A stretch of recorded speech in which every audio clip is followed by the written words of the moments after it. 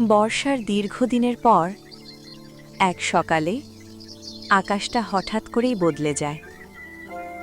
গভীর নীল আকাশে সাদা তুলোর মতো মেঘ ভেসে বেড়ায়। বাতাসে আর সেই ভারী বৃষ্টির গন্ধ নেই, বরং আছে হালকা কোমল এক প্রশান্তি। পদ্মার পাড়ে কাশফুলগুলো বাতাসে দুলতে থাকে। দূরে সোনালি রোদ ধান ক্ষেতের ওপর পড়ে চিকচিক করে ওঠে। এক কিশোরী ধীরে ধীরে কাশবনের ভেতর দিয়ে হাঁটে।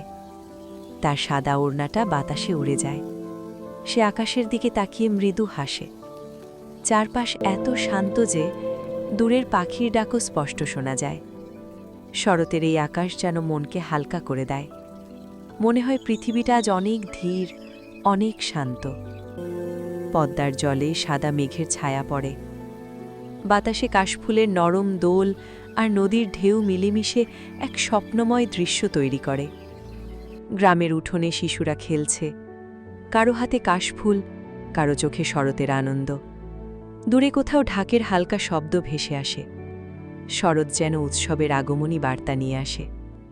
আমি নদীর ধারে বসে থাকি, হালকা বাতাস মুখে লাগে। মনে হয় প্রকৃতি আজ খুব শান্তভাবে হাসছে।